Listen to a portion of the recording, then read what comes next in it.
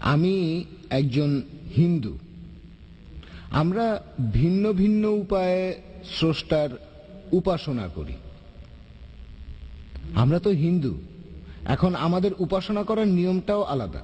এটা নিয়ে আমরা কোনো চিন্তা করি না যে আপনারা কোন নিয়ম মেনে উপাসনা করেন। এটা নিয়ে আমাদের মধ্যে কোনো বিরোধ নেই। যদি কেউ মন থেকে করে তাহলে তাতে কোনো সমস্যা নেই। এখন আমাদের হিন্দু ধর্মের দর্শনটা এরকমই বলছে, যে কোনো মানুষই এটা পারবে। আর আপনি বললেন যে মোহাম্মদ নবী, তার উপরে কেউ যেতে পারবে না আপনার হিসাবে। কিন্তু আমাদের দর্শন বলছে যে কোনো মানুষই সেই ধরনের স্তরে পৌঁছাতে পারে। আপনার কি মনে হয়, আপনি ওই স্তরে যেতে পারবেন? ভাই প্রশ্ন করলেন আর বললেন যে আপনি হিন্দু, আপনাদের উপাসনা ধারণাটা আলাদা, আর বললেন কোন পদ্ধতিতে আপনার আপত্তি নেই যদি মন থেকে করা হয়। মন থেকে করলে কোনো সমস্যা নেই। মন থেকে করলেও ঠিক করতে হবে। মন থেকে যদি চুরি করি আপনার কি তাতে কোনো সমস্যা নেই?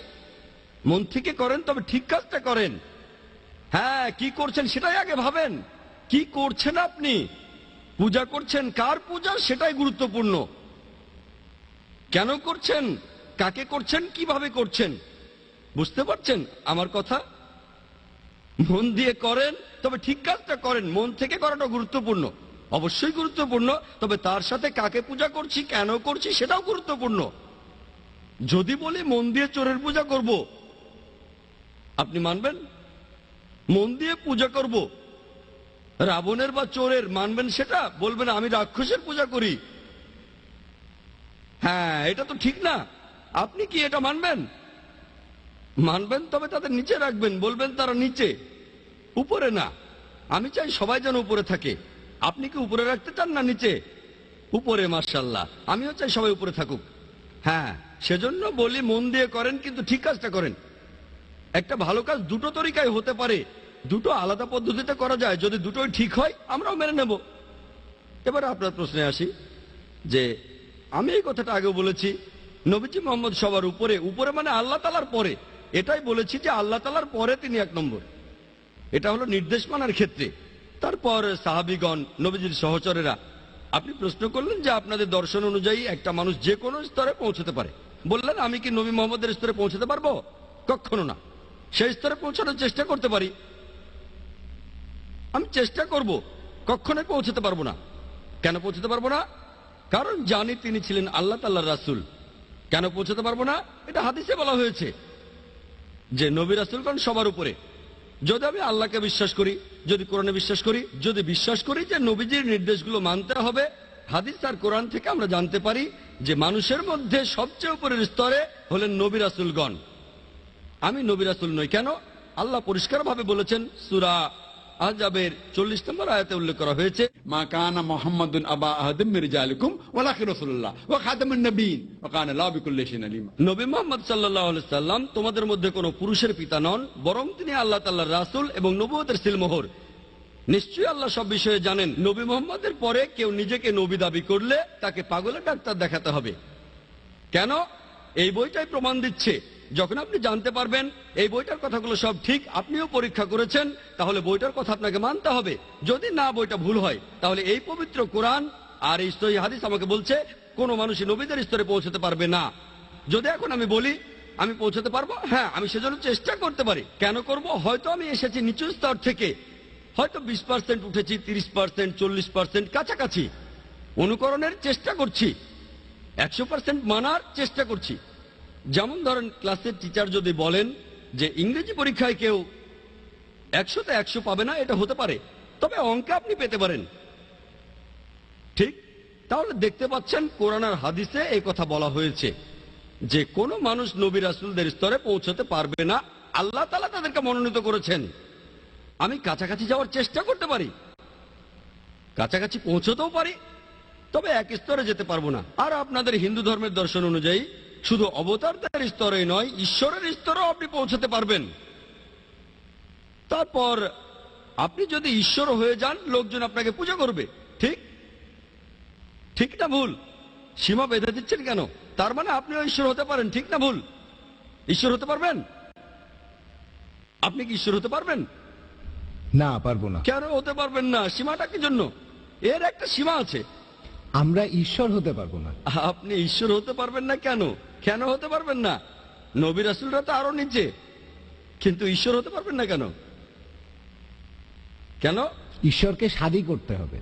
খোদার শাদী করতে হবে। ও শাদী হয়ে গেছে? হ্যাঁ। খোদার শাদী করার প্রয়োজন হয় বাচ্চা কাচ্চা হওয়ার জন্য? না না, শাদী শাদী বলতে আমি শাদী কথাটা আসলে আমি এখানে আসলে- বলছেন ভক্তি করার জন্য। হ্যাঁ, ভক্তি। হ্যাঁ, তবে শাদী কথাটা এখানে খাটে না। ওইভাবে আমি বলিনি। আচ্ছা আসলে আচ্ছা, আমি বুঝিয়েছি- মনের দিক থেকে আপনি ঠিক আছেন, আপনি ভক্ত হতে পারবেন। তবে তবে ইসলাম আর হিন্দুইজমের মধ্যে পার্থক্য আছে। আপনাদের ধর্ম অনুযায়ী আপনারা সবকিছুই ত্যাগ করে দেন, আপনারা দুনিয়াদারি বাদ দিয়ে দেন। ইসলাম ধর্মে দুনিয়াদারি ও দিনের ভেতরে পড়ে। যতক্ষণ আপনি বিয়ে না করছেন ততক্ষণ ভালো মুসলিম হতে পারবেন না। দুনিয়াদারি সামলান। আপনারা হিন্দু ধর্মে কি করছেন? সবকিছু ছেড়ে দিচ্ছেন। ছেড়ে দেবেন না, একসাথে করাটাই হচ্ছে পরীক্ষা। আমি যদি বলি যে আমি স্কুলে অন্য কোনো সাবজেক্ট পড়বো না, শুধু অঙ্কই করে যাব, বিজ্ঞান পড়বো না, ইতিহাস পড়বো না, ভূগোল পড়বো না, বাংলা পড়বো না, শুধু অঙ্কই পড়বো, তাহলে তো আমি ফেল করবো। হয়তো অঙ্কে আমি বিশেষজ্ঞ হয়ে যেতে পারবো, কিন্তু ইতিহাসে অন্তত পাস তো করতে হবে 33 নম্বর পেয়ে, বিজ্ঞানে কমপক্ষে 33 নম্বর তো পেতে হবে। তাহলে বাকি সাবজেক্টগুলোতে কমপক্ষে 33 নম্বর পেতে হবে। যখন আমি মেডিকেল কলেজে পড়ছিলাম, এমবিবিএস করছিলাম, সেখানে স্পেশালাইজ করেছি। এরপরে দেখবেন এমবিবিএস এর পরে এমডি, তারপরে হার্টের উপর বিশেষজ্ঞ, ডিএম। হার্টের উপরে বিশেষজ্ঞ হচ্ছি, ব্রেন সম্পর্কেও তো কিছু জানতে হবে। যদি ব্রেনের সম্পর্কে কিছু না জানি তাহলে হার্টের চিকিৎসা করব কিভাবে? আমি হার্টের চিকিৎসা করতে গেলে তো ব্রেন সম্পর্কেও কিছুটা জানতে হবে, তাই না? ইসলাম ধর্ম এমন কিছু যুক্তি আছে। আমি এখন একজন ফুল টাইম দায়ী। এখন যদি আমি বলি দায়ী হওয়ার জন্য কখনো শাদী করব না, ঈশ্বরের সঙ্গে আমি শাদীর কথা বলছি না, কোনো মহিলার সাথে শাদী করব না, বাচ্চা কাচ্চা নেব না, আমি কিছুই করব না, শুধু দাওয়াই দেব, এটাও ঠিক না। দাওয়া দেবেন, তবে এটা ফরজ যে আপনি ভালো স্বামী হবেন, একজন ভালো বাবা হবেন, একজন ভালো ছেলে হবেন। সবচেয়ে সেরা সন্তানটা হতে বলছি না, অন্তত 33 নম্বর পেয়ে পাস তো করেন। ঠিক আছে, আমি সবচেয়ে ভালো স্বামী হতে বলছি না, অন্তত 33 নম্বর পেয়ে পাসটা করে ফেলেন। বুঝলেন? আমি খুব ভালো বাবা নই, অন্তত 33 নম্বর তো পান। দাওয়ার উপরে বিশেষজ্ঞ। আপনি দেখবেন যে ইসলামে আমরা ভগবানের স্তরে যেতে পারবো না। কেন? কারণ ভগবান হতে আমরা পারবো না।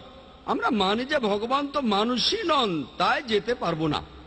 নবী রাসূলগণ মানুষ, তবে আল্লাহ তাআলা তাদেরকে মনোনীত করেছেন বিভিন্ন জাতির মানুষকে পথ দেখানোর জন্য। তারা সবাই আল্লাহর মনোনীত, তবে তারা মানুষ, ভগবান নন। আমরা তাদের পূজা করব না, তাদের পূজা করব না, তাদের ইবাদত করব না, তাদেরকে সম্মান করব, তাদের কথাগুলো মেনে চলবো। এই হলো পার্থক্য। আমাকে মাফ করবেন, আপনি শাদীর কথা বললেন, ভক্তির কথা বললেন। দেবদাসীদের নাম শুনেছেন? দেবদাসী? হ্যাঁ হ্যাঁ, আমি শুনেছি। দেবদাসীরা কি করে? দেবদাসীদের শাদী হয় দেবতার সাথে। ঠিক? তারা যায় কার সাথে? হিমালয়ে যায়। সন্ন্যাসীরা যায়, দেখেন এগুলো পরিসংখ্যান। সন্ন্যাসীরা হিমালয়ে যায় তপস্যা করার জন্য। কার তপস্যা? ভগবানের। তাদের পিছনে থাকে দেবদাসীরা। কারণটা কি? এই নিয়মটা একসময় ঠিকই বদলে যাবে। ঠিক আছে, কিন্তু এই দেবদাসীরা শাদী করে ভগবানকে, কিন্তু যায় সন্ন্যাসীদের সাথে। কি জন্য? এজন্যই আল্লাহ তাআলা বলেছেন সূরা রুমের 21 নম্বর আয়াতে, এখানে বলা হয়েছে যে আমি পুরুষ ও নারীর মধ্যে সৃষ্টি করেছি পারস্পরিক ভালোবাসা। যদি আপনি কোনো মহিলাকে দেখেন, আপনার যৌন প্রবৃত্তি কিছুটা হলেও সাড়া দেবে। যদি কিছু না হয় তাহলে ডাক্তারের কাছে যেতে হবে। যদি বলেন আমি মেয়েদের দেখি, সুন্দর সুন্দর মেয়ে, আমার কিছুই হয় না, তাহলে সমস্যা আছে। এজন্যই এসেছে হিজাব।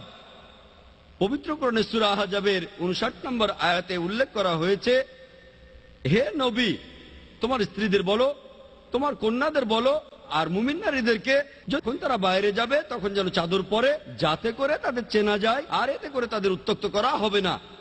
তাহলে পবিত্র কোরআন বলছে যদি মহিলারা বাইরে যায় তারা যেন চাদর পরে হিজাবের ভেতর থাকে, পুরো শরীর ঢাকা থাকে, স্রেফ মুখ আর হাত দেখা যেতে পারে। বাইবেলেও কথা লেখা আছে, পড়ে দেখেন, বাইবেলেও আছে যে মাথা ঢেকে রাখো। হতে পারে যে ডেভিড ভাই তার স্ত্রীকে বলবেন যে বাইবেলে তোমাদের মাথা ঢেকে রাখতে বলেছে, হয়তো এই কথা বলবেন তার বোনকে বা তার মাকে যে আমি জানতে পারলাম তোমাদের ভদ্র পোশাক পরা উচিত মাদার মেরির মতো। হয়তো ওনার বোনকে বলবেন আগামীকাল বা আজকে, অথবা তার মাকে, আর তিনি বিবাহিত হয়ে থাকলেও ভালো, তার স্ত্রীকেও বলবেন যে দেখো এই কথাটা বাইবেলে লেখা আছে। ভদ্রতা বেদেও একই কথা আছে। বেদ পড়েছেন ভাই? ঋগ্বেদে আছে, ব্রহ্মা তোমাদের সৃষ্টি করেছেন নারী হিসেবে, অতএব দৃষ্টি নিচু করো আর মাথা ঢেকে রাখো, মাথায় কাপড় দাও। আপনাদের বেদে লেখা আছে। তাহলে বেদেও কথা লেখা আছে যে মহিলারা তারা তাদের মাথা ঢেকে রাখবে, তারা দৃষ্টি নিচু করবে। আমার ভিডিও ক্যাসেটে আছে সিমিলারিটিজ বিটুইন হিন্দুইজম এন্ড ইসলাম, এটা দেখেছেন? আচ্ছা, দয়া করে ওনাকে একটা ভিসিডি দেবেন, সিমিলারিটিজ বিটুইন হিন্দুইজম এন্ড ইসলাম, এই ভিডিওটা। আর খ্রিস্টান ধর্ম সম্পর্কে যা বলেছি সেটার উপরে আরো 3-4 ঘন্টা বলে যেতে পারবো। সাদৃশ্য, আমরা সাদৃশ্য নিয়ে বলবো, পার্থক্যগুলো এখন ভুলে যাব।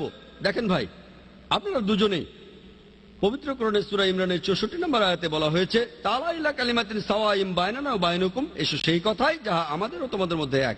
দেখেন, কোনো তর্ক করছি না। বাইবেল আল্লাহর বাণী, কোরআন আল্লাহর বাণী। আপাতত এই প্রসঙ্গটা বাদ দেই, বেদ আল্লাহর বাণী কিনা সেটা পরে হবে। আপনি মানেন সেটাই আল্লাহর বাণী, ভালো। আপনি মানেন বাইবেল আল্লাহর বাণী, ভালো। আমি মানি কোরআন আল্লাহর বাণী। যেগুলো কমন আসেন সেগুলো আমরা মেনে চলি, সহজ। যেগুলো আলাদা সেগুলো নিয়ে পরে কথা বলবো। যেটা কমন সেটা দেখেন। বাইবেল বলছে ঈশ্বর একজন, বেদ বলছে ঈশ্বর একজন, কোরআন বলছে ঈশ্বর একজন, তাহলে ঈশ্বর একজন। বাইবেল বলছে মূর্তি পূজা করো না, বেদ বলছে মূর্তি পূজা করো না, কোরআন বলছে মূর্তি পূজা করো না, সেজন্য আমরা মূর্তি পূজা করি না। বাইবেল বলছে নবী মোহাম্মদ সাল্লাল্লাহু আলাইহি ওয়াসাল্লাম আসবেন, বেদ বলছে মোহাম্মদ সাল্লাল্লাহু আলাইহি ওয়াসাল্লাম আসবেন, কোরআন বলছে মোহাম্মদ সাল্লাল্লাহু আলাইহি ওয়াসাল্লাম হলেন শেষ নবী, আমরা শেষ নবীকে মানি। বাইবেল বলছে যে মহিলারা ভদ্রতার সাথে পোশাক পরবে, তাদের মাথা ঢাকবে, বেদে কথা বলছে, কোরআনে কথা বলছে মহিলারা ভদ্রভাবে থাকবে। বাইবেল বলছে মদ খেও না, বেদ বলছে মদ খেও না, কোরআন বলছে মদ খেও না, আমরা মদ খাবো না। বাইবেল বলছে শুকর খেও না, মনুস্মৃতিতে লেখা আছে শুকরের মাংস খেও না, শুকরের মাংস খাবো না। তাহলে আসেন যেগুলো কমন অন্তত সেগুলো মেনে চলি, পার্থক্যগুলো নিয়ে পরে কথা বলবো। আমাদের মধ্যে যেগুলো কমন অন্তত সেগুলো মেনে চলেন মন থেকে, মন থেকে, ঠিক আছে?